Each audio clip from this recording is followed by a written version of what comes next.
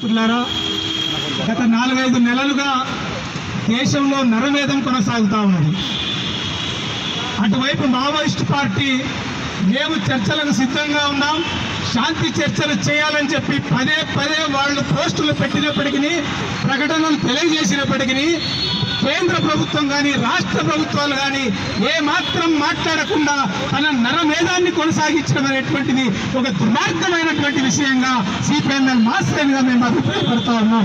వాస్తవానికి గత 4-5 నెలలుగా వాళ్ళు ప్రభుత్వం ఏదైతే కగారు పేరు మీద, ఆఖరి యుద్ధం పేరు మీద ఈ దేశంలో ఉండేటటువంటి సామాజిక ఆర్థిక రాజకీయ పరిస్థితులను బాగు చేసేటటువంటి కోణంలో పోరాడుతున్నటువంటి సంస్థల్ని తుదముట్టించేటటువంటి ఒక ప్రయత్నం అనేటువంటిది ఇది దుర్మార్గమైన విషయం.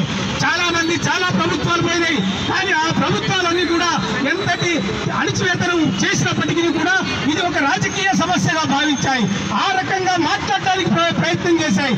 చాలా సార్లు ఆ సంస్థలతో కూడా మాట్లాడాయి కూడా. కానీ ఈసారి ఆ సంస్థలే ముందుకు వచ్చి మేము మాట్లాడతామంటే పౌర సంఘాల మధ్యలో కల్పించుకొని మాట్లాడడానికి ప్రయత్నం చేస్తే అమిత్ షా కానీ నరేంద్ర మోడీ కానీ ఈ రోజుకి కూడా మాట్లాడడానికి ఏమాత్రం సుముఖత వ్యక్తం చేయకపోవడం అనేటువంటిది సరైనటువంటి విషయం కాదనేటువంటిది నేను ఈ సందర్భంగా అభిప్రాయం వ్యక్తం చేస్తా ఉన్నాను. అంతేకాదు, యుద్ధం ఆగిపోయినప్పుడు కూడా నరేంద్ర మోడీ గారు కానీ అమిత్ షా గారి తమ ట్విట్టర్లో ఎలాంటి ప్రకటన చేయలేదు. కానీ ఈరోజు సంబాల కేశవరావు గారు చనిపోతే ఈ రోజు ఒక మనిషిని చంపిన తర్వాత ఆ ఆనందంలో ట్విట్టర్లో మాట్లాడుకోవడం అనేటువంటిది ఇది విజయంగా భావించడం అనేటువంటిది అంతకంటే దౌర్భాగ్యం, అంతకంటే దుర్మార్గం ఈ దేశానికి మరొకటి లేదనేటువంటిది మనం అర్థం చేసుకోవాలా.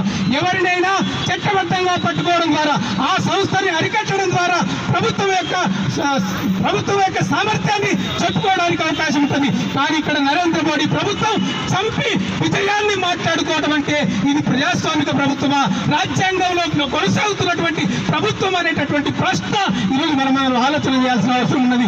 నేను ఒక్క మాట చెప్పదలుచుకున్నా.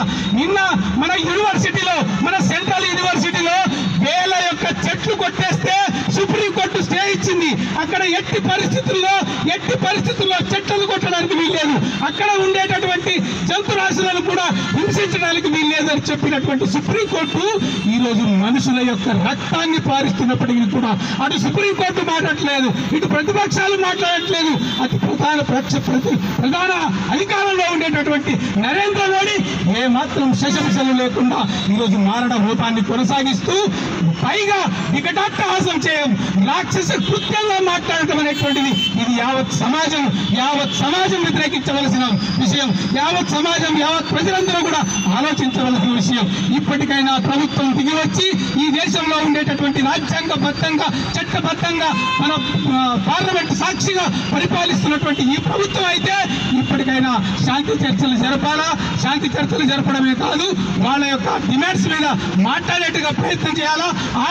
ఆపరేషన్ కగార్ను నిలిపివేయాలని చెప్పి ఈ సందర్భంగా డిమాండ్ చేస్తూ నేను సెలవు తీసుకుంటాను.